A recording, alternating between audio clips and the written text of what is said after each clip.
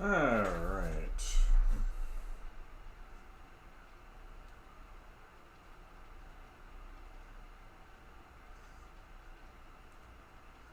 There we go.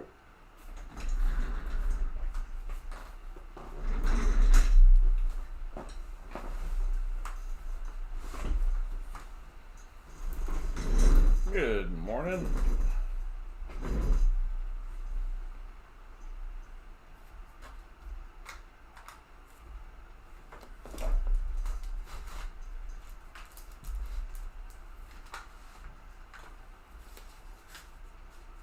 All right, let's see.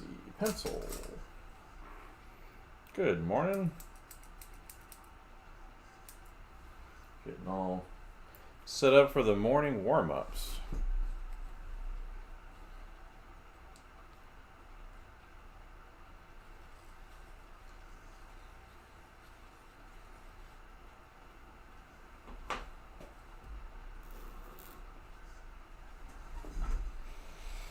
All right. Some more hands posted by a tutorial from Turson Soilu over on Etherington Brothers.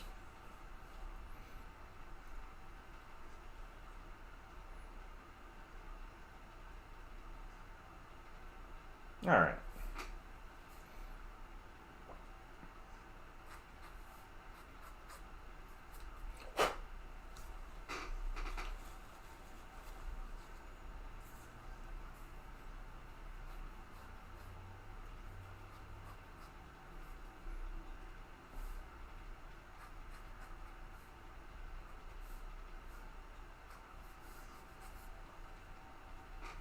Good morning. Hello.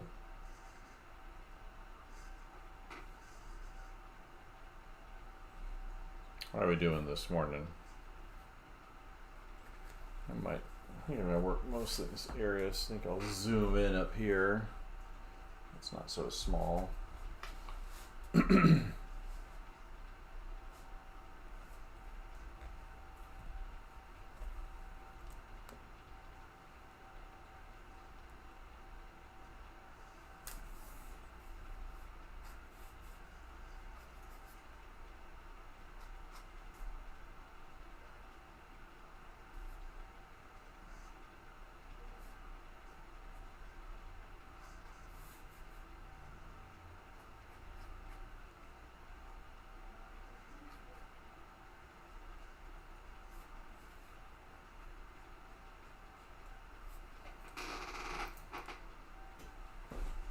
All right.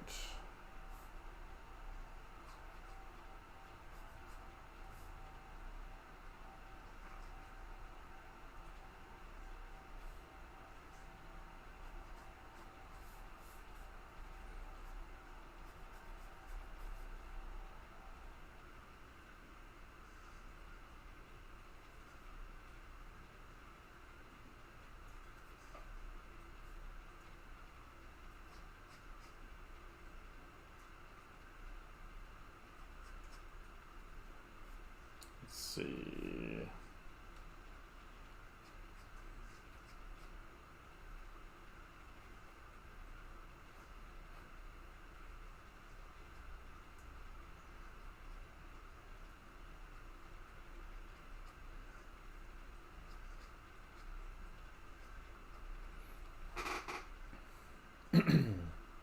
Good morning.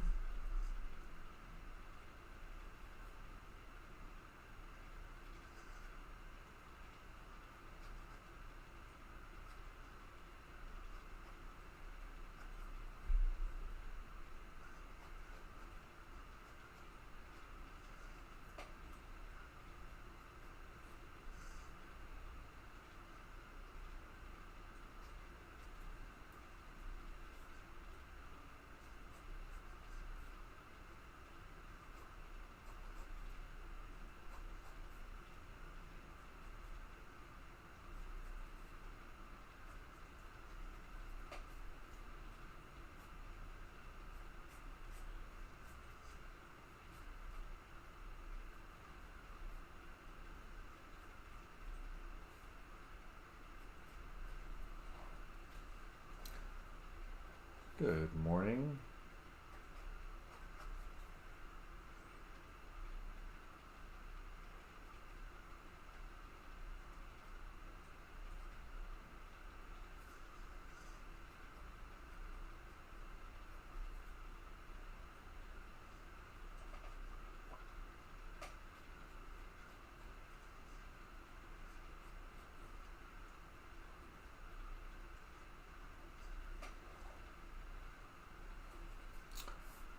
All right, let's see.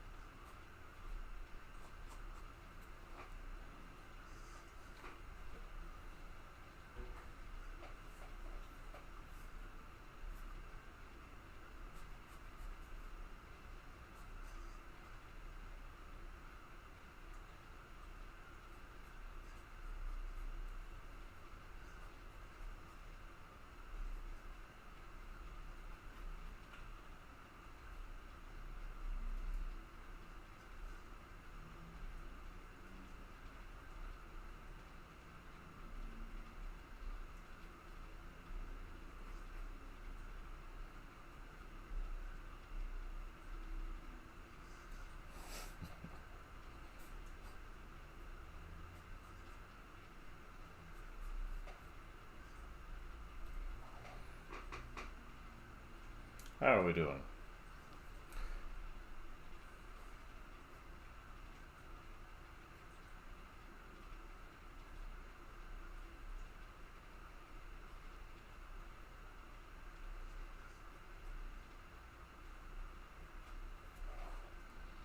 All right, there's one penciled in.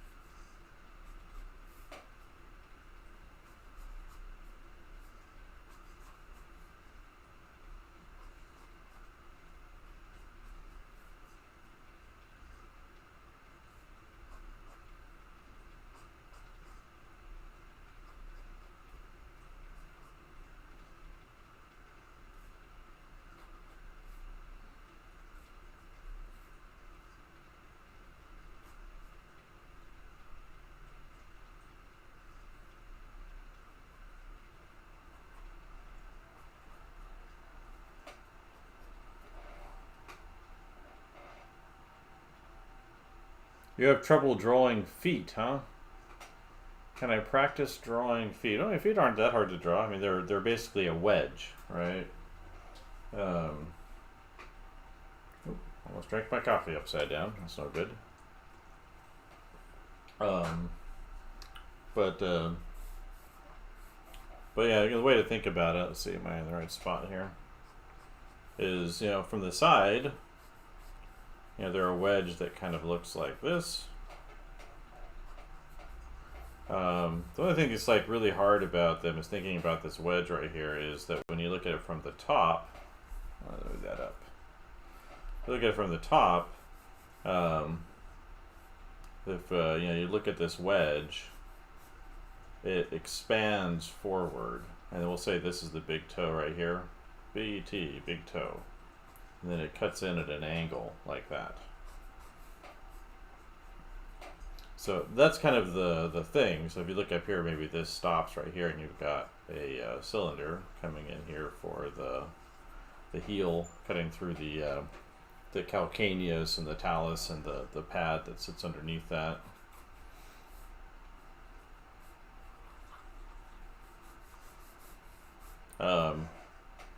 And so those are kind of the two main things. So if you can get kind of the wedge in there, so from like a 3/4 view, it might look like in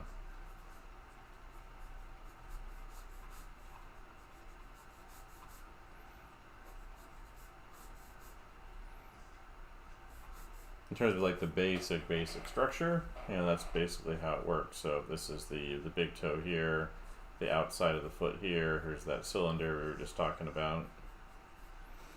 it's getting wider as it goes here because obviously the toe's getting the big toe's right there. But that's the tricky part. Is like it's kind of like a wedge that goes down, gets narrower this way, but gets wider going forward from the top view. And so kind of seeing that helps as the overall thing. And then if you're looking at more complicated forms, about to sneeze. Excuse me. Sorry. There's also kind of a the arch that comes in here.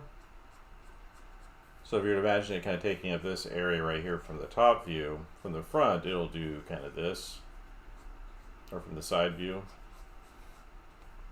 You imagine like an arch and a flat surface for the foot, and then there's like the little toes going away, big toe pops up. But then this view over here, kind of an arch in, and you'll see this like if you go look up Bridgman. I think this is how he describes it. And these are kind of like the major structural forms that I think are worth paying attention to. And then the little toes, they're a group of 4, and they all kind of point down or arch down. The other thing too is the little toes cannot move independently from each other. And then the big toe kind of points up a little bit, so it kind of points up, and these ones all point down. And that's just that's all the major foot stuff. Everything else is just the major structure, and then just depending on how you're drawing it. I think the only other real thing to pay attention to is the ankle with the foot and the outside ankle. So your what's it called? Your fibula. That ankle is lower on the outside than it is on the inside. So the fibula, this part of the fibula that comes down, it sits lower than where the tibia is on the inside. So there's an angle there. And so if you draw them level, if you draw your ankles level, it'll look weird. There's like a front view. If you put them level, it looks like you're breaking the foot. But if you put them at put the ankles at an angle, it makes more sense.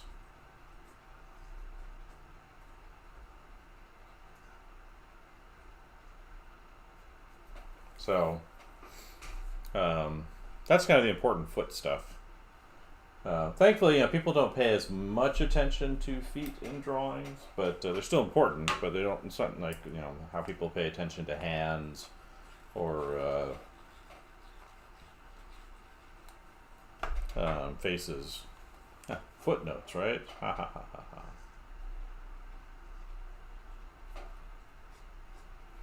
So that's what I know about feet.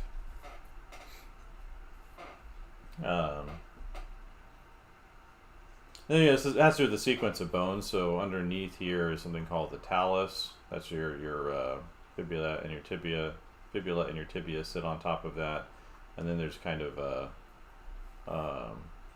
there's a bone right here called calcaneus. So the talus is up here, calcaneus is here, and then you've got your cuboid bones, which are kind of similar to your carpal bones. They're kind of like carpal bones here, and then you've got your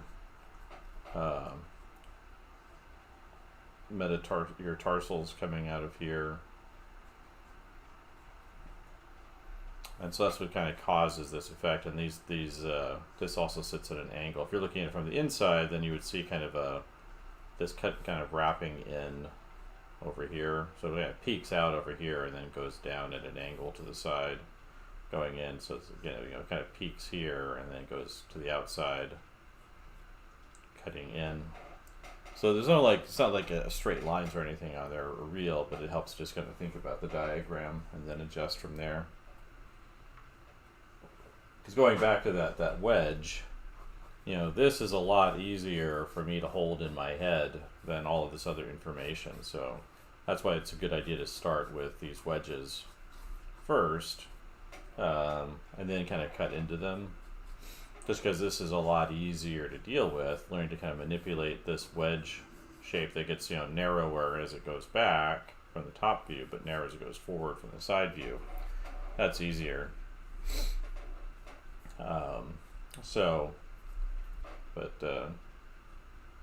Yeah, that's the foot. I've taught figure drawing for a very, very long time. It's the very, very first thing I started teaching, in 2004.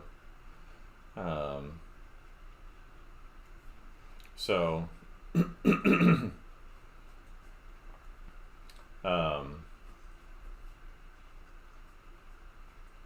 so that's yeah, but I've been teaching taught figure drawing for a very long time. I'm not currently teaching it. I wouldn't mind. I think it'd be fun to do, but it's the thing that I've kind of taught the most over the years.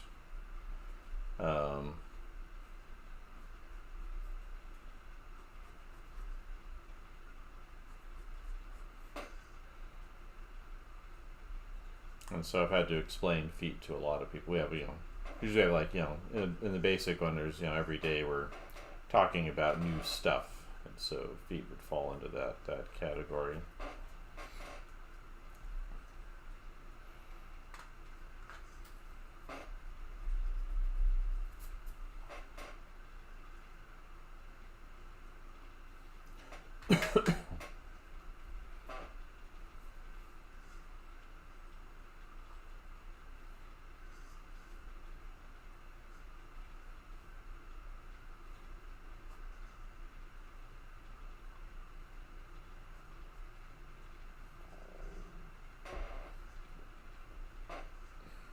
So give that a try. Practice the wedge.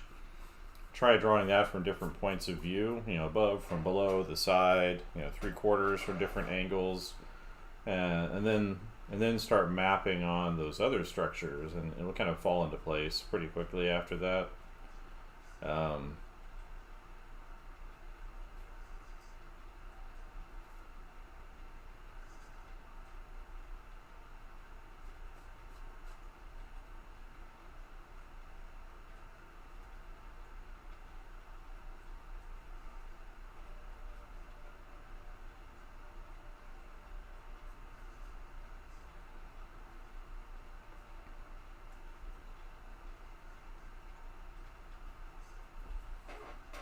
So,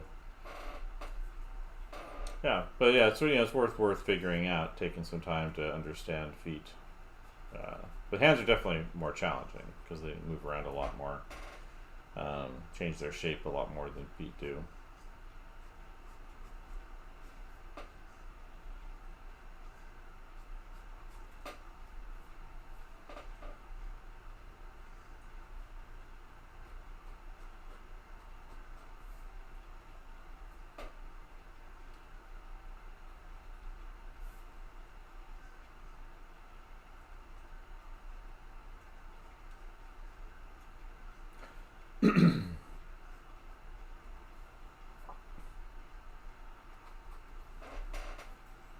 Let's put this straight line.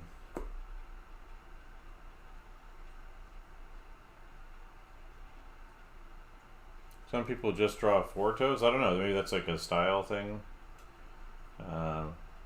The smaller toes are all, they get smaller as they go, but they kind of start around the same size.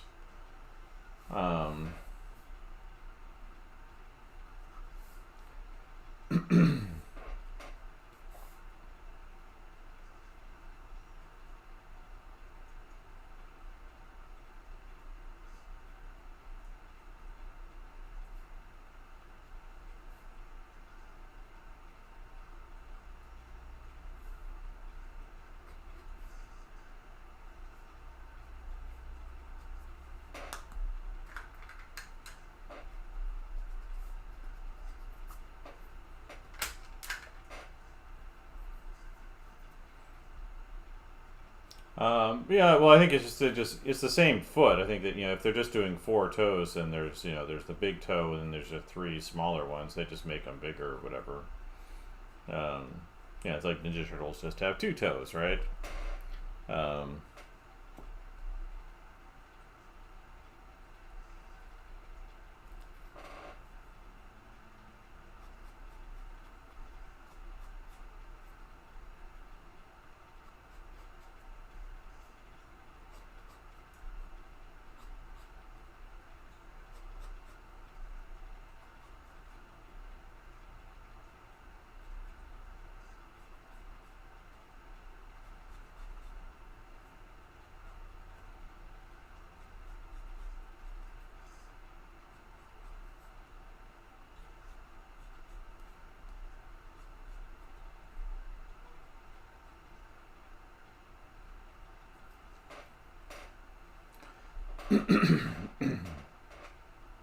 But the wedge still works the same. It's just, and people have different sized feet, right? Some people like big, wide feet, and some people have like really narrow feet and all that too. So it's not like,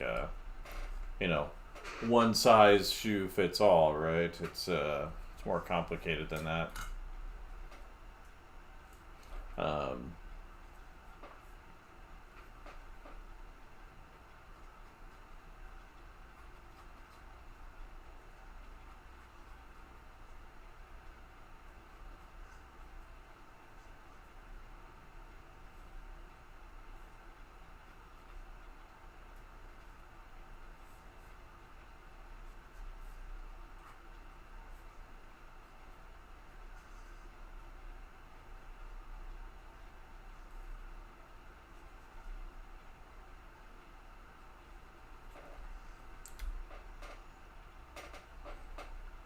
Yeah, but yeah, there's different reasons for doing different things. So, um,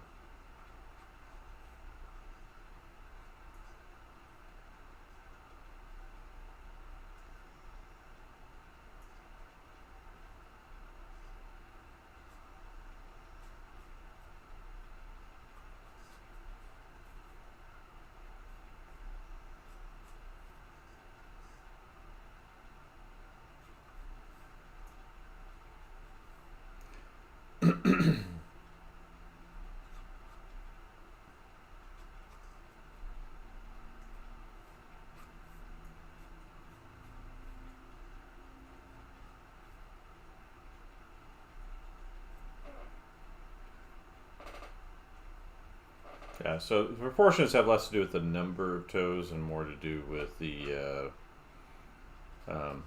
relative size you draw them at.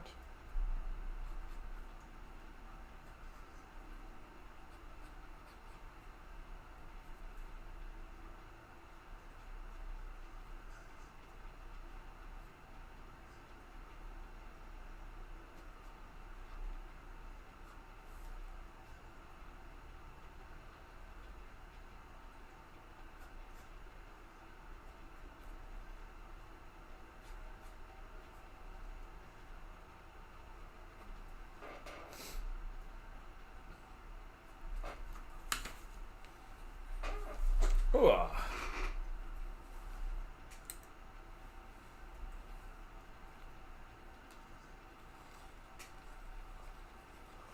Whew. Good morning. I'm sleepy today. Alright, we might have time for one more penciled hand, and it's time to get into the inks.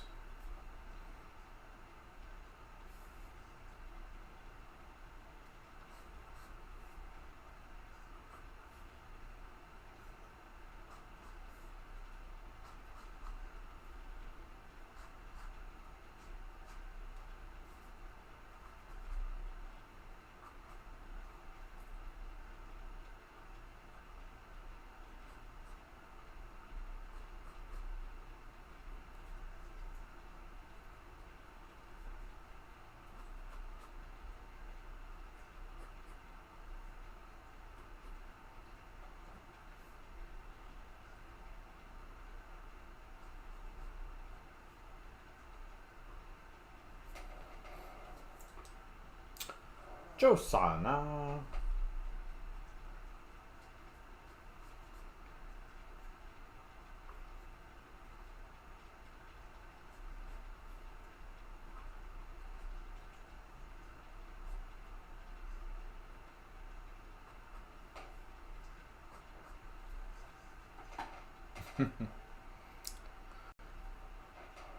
Good morning over there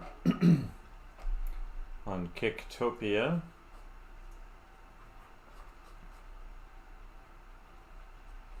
It's interesting to see kind of where the activity appears to come from every day. Because I'm multi-streaming here, and it's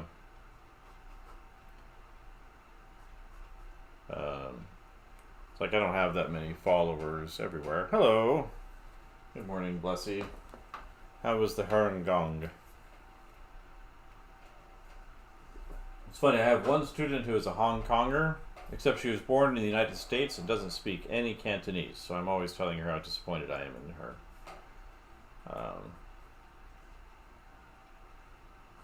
I had more Hong Kongers when I was at Ringling in Sarasota. But ever since I've come up here to Virginia, very, very few. None, really, except for her.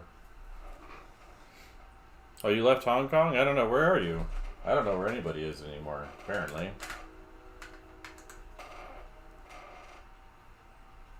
It hasn't been that long, because I know you were doing murals and you were at the, was it that hockey club thing or whatever for a while, if I recall correctly.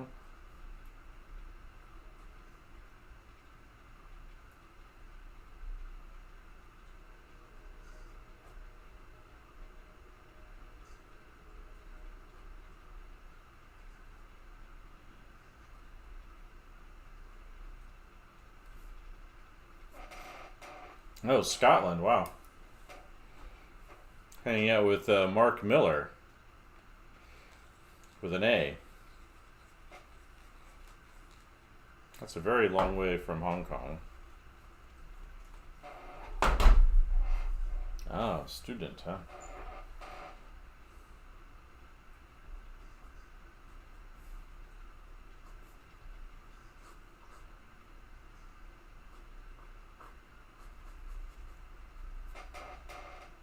Oh, okay. Yeah, we've been looking at the program I'm at here at VCU, so Virginia Commonwealth University in Richmond, Virginia. And actually, something to look into isn't so much scientific illustration as medical. There's a number of schools that do that in the U.S. I think there's one in Chicago. I think there's one other one. We're considering something like that here because the university I'm at, it's what they call an R1 school. There's only so many of them in the United States. It just means it's a research primary school. And we have this big communication arts program here that's very popular. It's like it's 1/3 of all of the art programs. And it's anyway, they have a big medical school on campus too, and but we've been looking at because we've had like a scientific illustration concentration before, but we don't have the teacher anymore that does that. So maybe if you get really good at that, you can be our scientific illustration concentration person if we ever are hiring again for that. But yeah, one of the things that we, so I guess we do one more since this inking doesn't take very long. But I guess up here.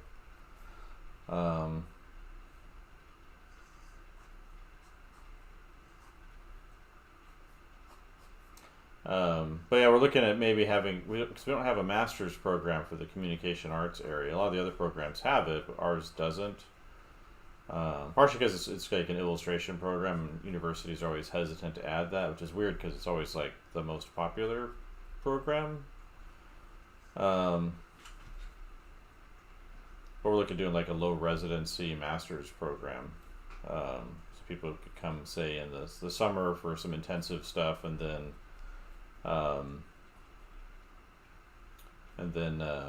be at home for the rest of the time. But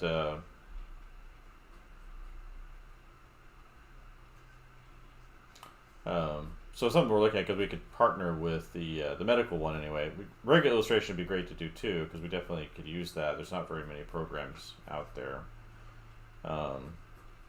But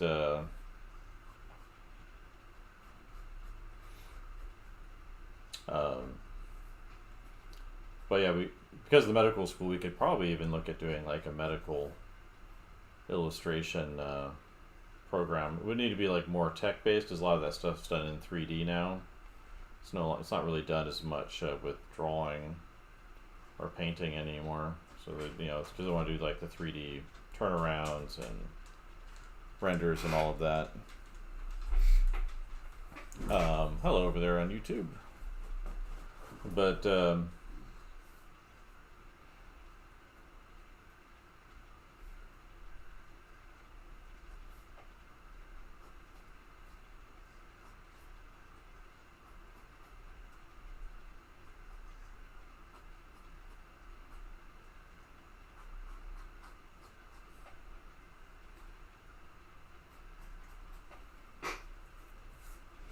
but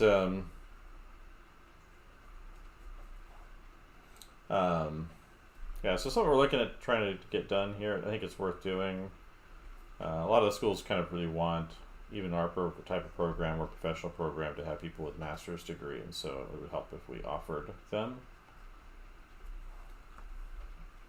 But yeah, so a lot of stuff in 3D these days, because again, you can show things from multiple angles. You can do VR stuff with it.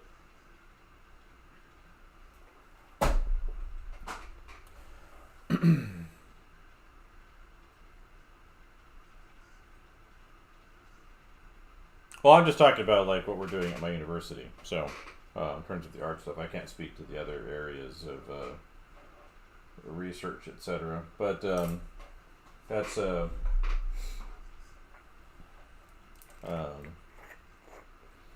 that's what kind of we're looking at with our programs. I think it would be a big value add for people. One of the interesting things with the AI is that it can't do scientific illustration at all.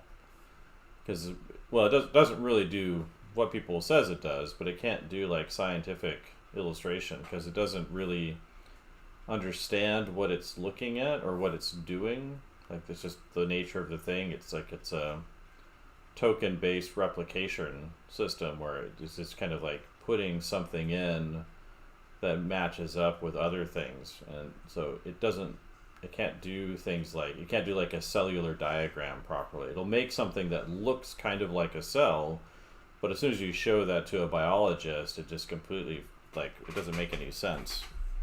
Yeah, ZBrush is great though. I think you should be able to get it relatively cheaply or for free depending on your school. I know ZBrush has a program right now where if your university has more than 30 paid licenses, or seats as they call it, students and faculty can get it for free. It's kind of a manual process. You have to contact a person directly on their site. Right now they don't have it set up so it automatically works with universities, but I imagine that's coming soon. But it gets you the whole Maxon library, which is ZBrush and Cinema and Redshift and all of that. And then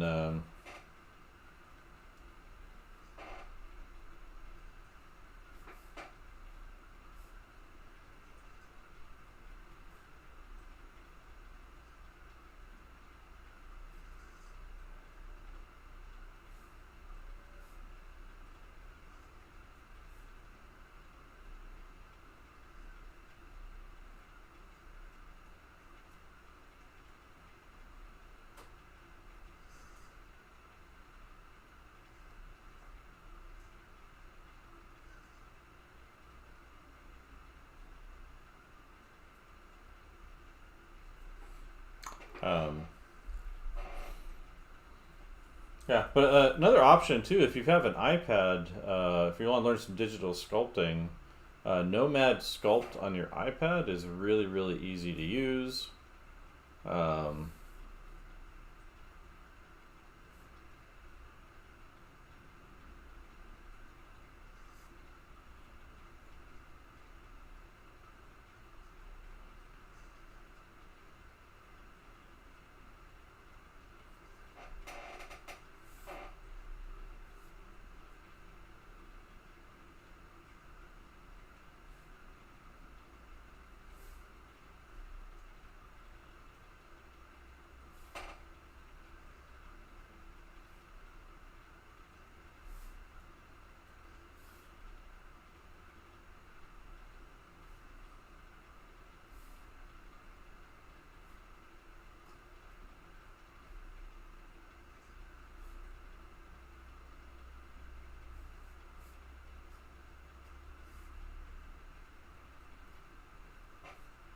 So, but yeah, so that yeah, if you haven't tried Nomad Sculpt, it's really easy to use.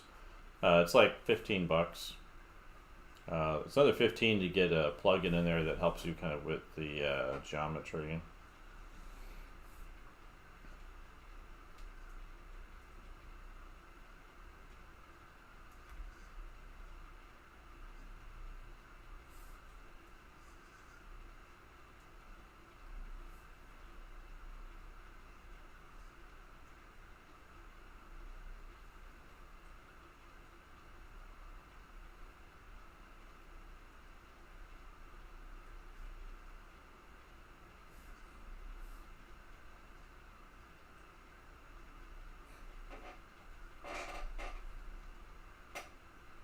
Yeah, that's it's pretty easy to use. So I definitely recommend that one.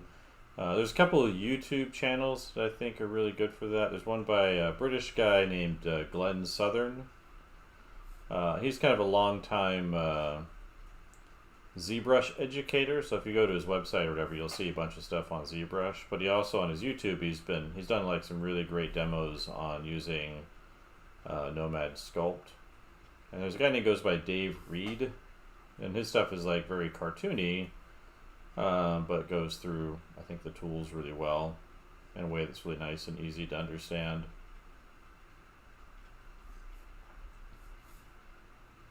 But yeah, yeah. So you have an iPad. That's a really great option. Um,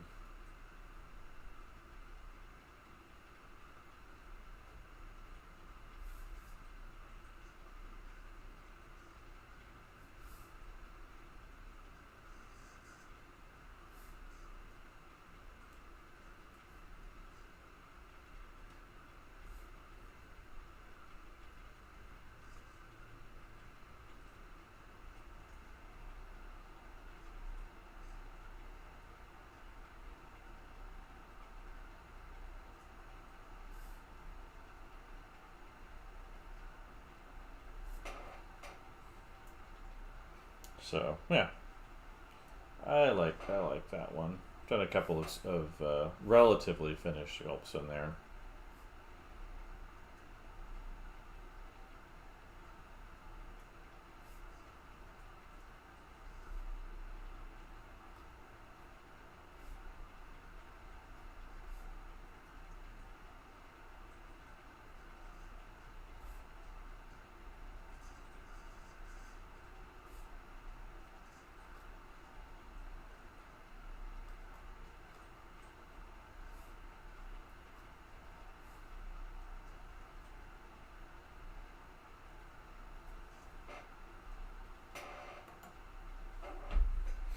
So, no, Scotland sounds nice. You know.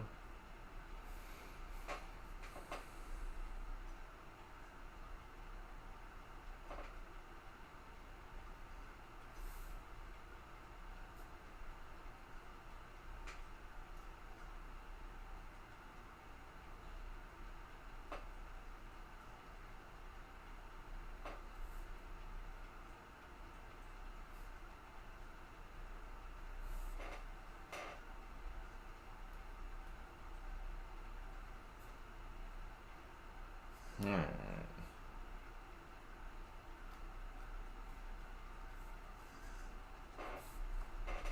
Yeah, better angle on this.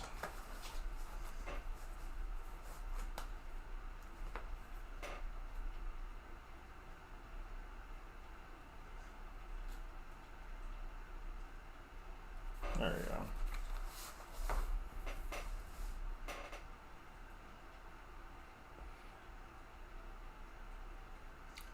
Oh, don't they drive on the same side of the street as they do in Hong Kong?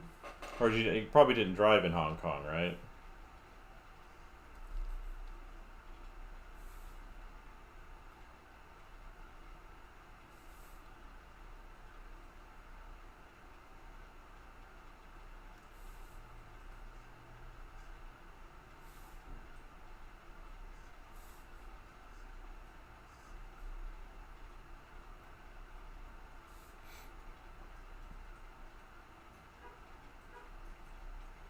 Yeah, it's yeah, driving is it's definitely a thing. Take some time to get used to, especially as you get older. I think it's a little easier when you're younger because you kind of get used to it. But yeah, it's interesting. Talking to friends in big cities. They've never learned to drive. Like I had a friend in New York, and she didn't learn to drive until she was in her late 20s.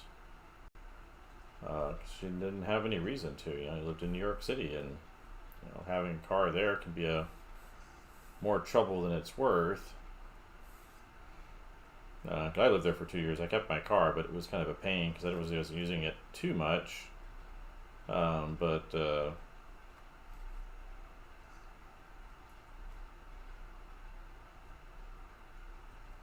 yeah, it does take a lot of practice to get used to it because your brain basically what it does is it learns to see the car as an extension of yourself. So rather than treating it as like a separate object, it's like it's part of you. Kind of like to learn a pen or a brush or any other tool. Like it's more about it being an extension of yourself rather than like a wholly separate entity.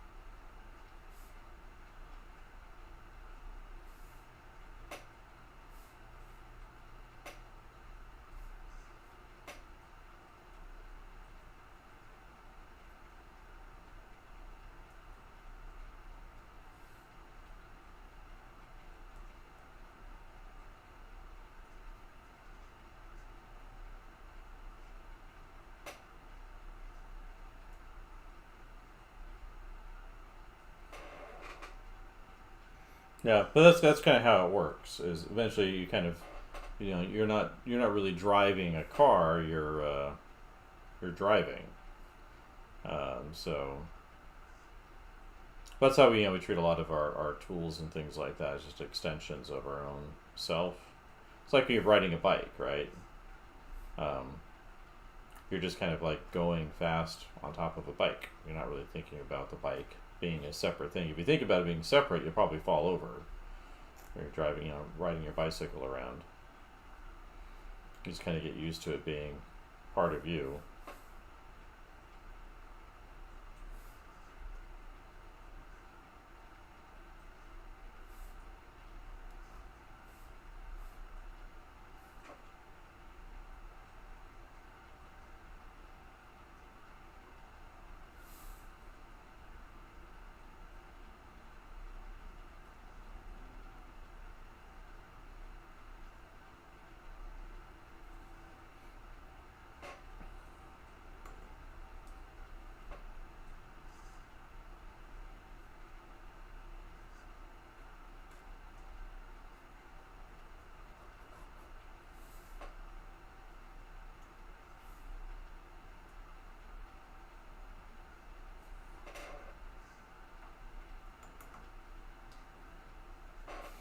Alright, next hand.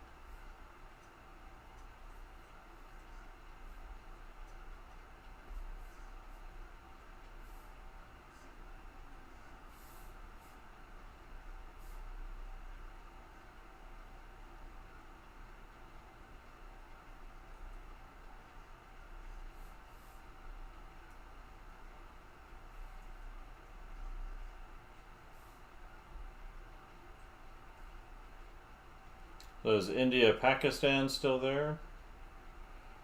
I haven't checked the news this morning. All right, well, have a good one. Thanks for coming in, Blessy. It's always nice to hear from my Hong Konger kids. Hard to believe it's been so long since I've been to Hong Kong.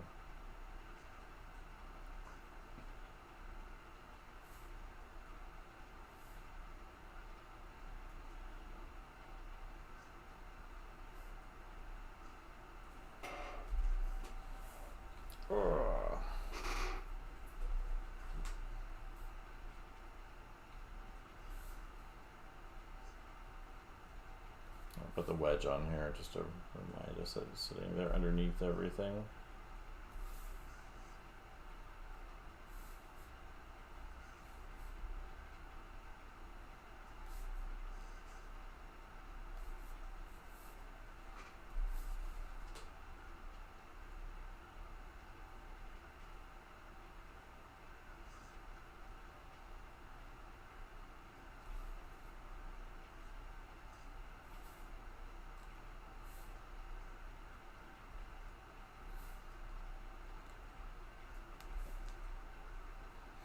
There we go. And here's the wedge from the front.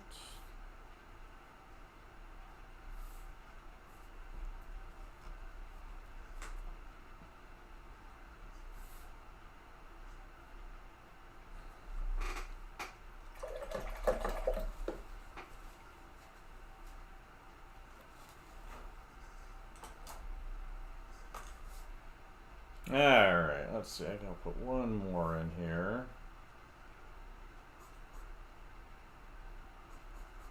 People are like, how do you talk and draw at the same time? Like, well, teaching a long time lets me do it, and then it also slows me down. So, like, I would have done this whole page here pretty quick if I weren't chatting, but that's all right.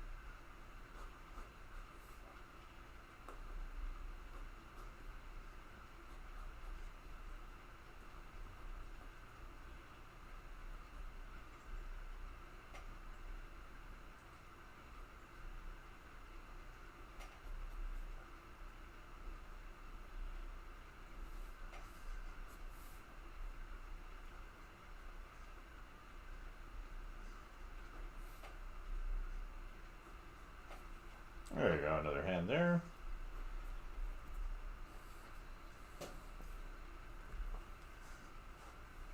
Oh, there's my dog. Swapped his beds.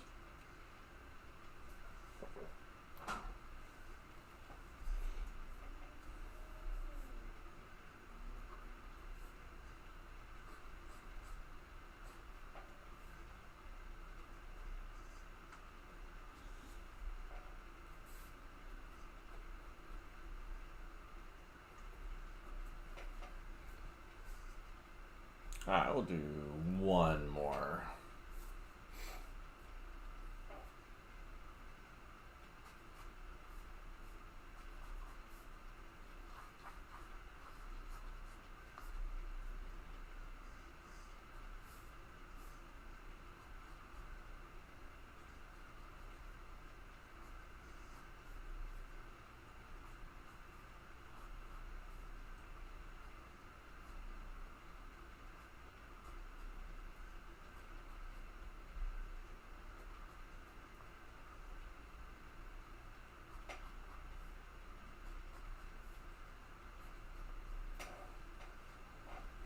Good morning, people popping in.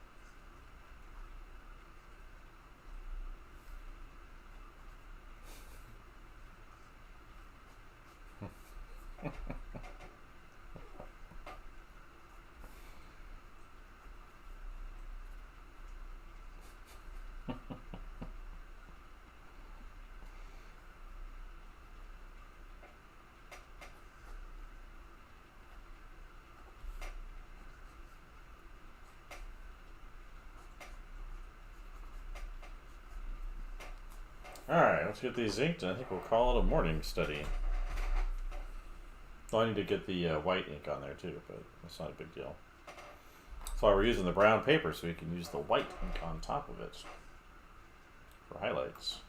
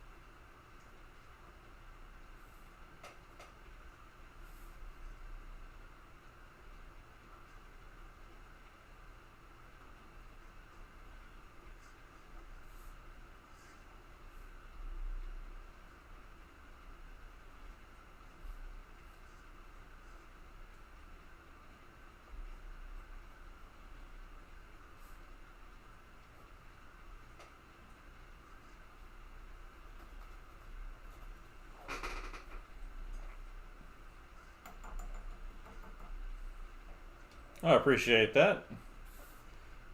Just working on my morning study warm-ups, gearing up for a good summer of art.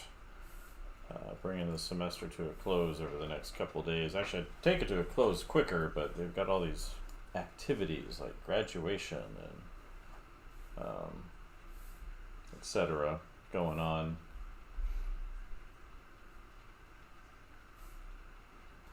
Final grades. We have a finals week here rather than just like ending classes. You know, kind of extend for a while. And then we had some department meetings, and I'm helping to rewrite a big portion of the department.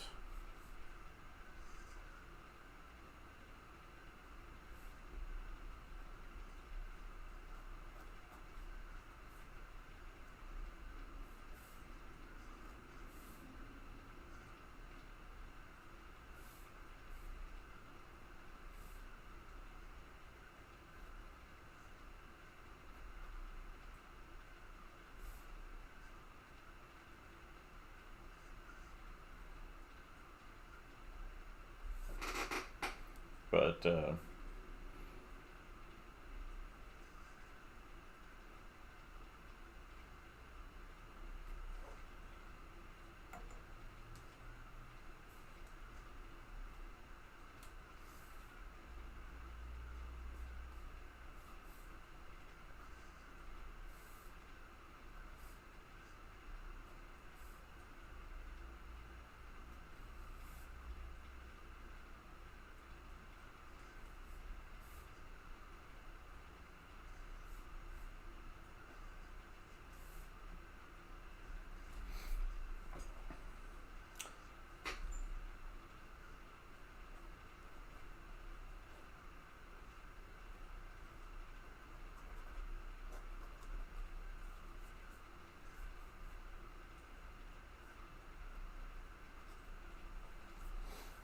let's get the white ink on here, and then that'll take us right to the full hour of the morning study. Actually, let me get the date and the artist listed on here.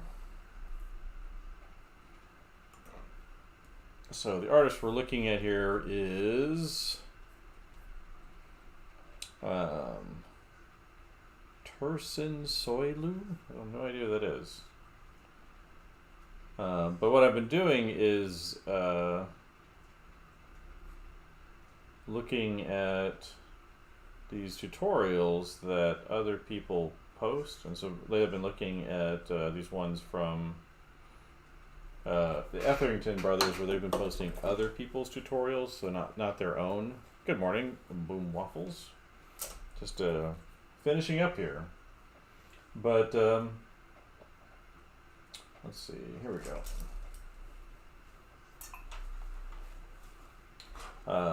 So yeah, but you know, kind of the way we kind of scroll through our social media and other things, like it doesn't really leave a lot of time for thinking about what we're looking at.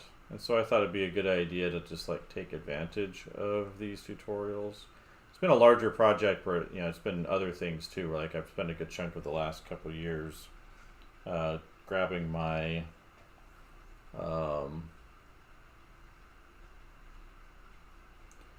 the books that I have, a lot of the instructional books, and using those, so reading them and then doing copies from them. So like I spent a good chunk of the fall, or the entire fall actually, going through one of Tara Whitlatch's books on creature design. So sketching her stuff and reading what she has to say. And so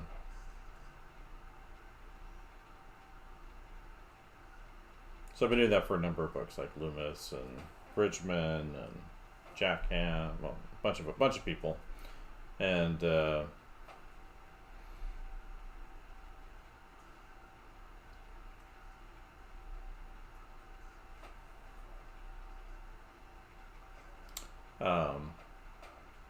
how long have I been learning art?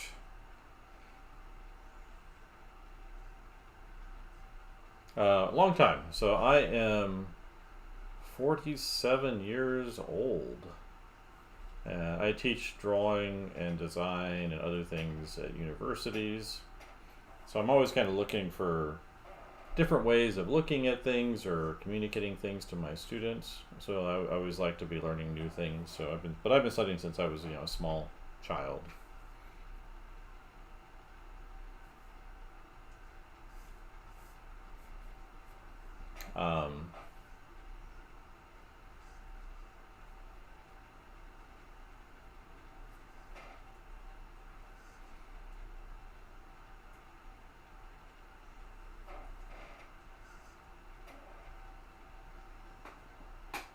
So, yeah, so I've been doing this a long time. I've worked for, you know, I've done a lot of teaching. So I started teaching in 2004, figure drawing at the school I was graduating from. And then taught a bunch of other places since then. So we were talking to one of my former students in here earlier, Blessy. She probably didn't see her comments because she's on the Instagram side. And they can't see the comments from other channels there. But she was a student of mine in Hong Kong when I was working with SCAD there.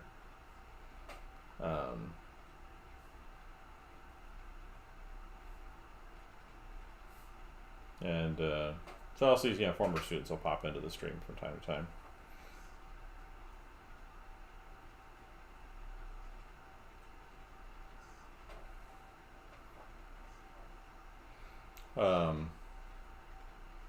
Yeah, but anyway, I'm always kind of looking for new stuff that I can talk about with my students or share with them, and so I thought it'd be helpful for me to kind of go through all of my books to really see what's in there, because it's one thing to like look at the pictures or even read it, but you'll kind of forget stuff pretty quick that way.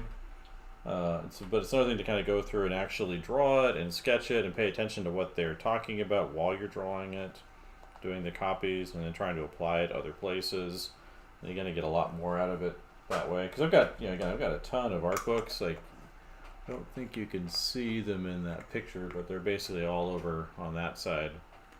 And that's it's only half of my art books are upstairs. I have the other half downstairs. I have all my illustration stuff up here, and then all of my painting stuff downstairs.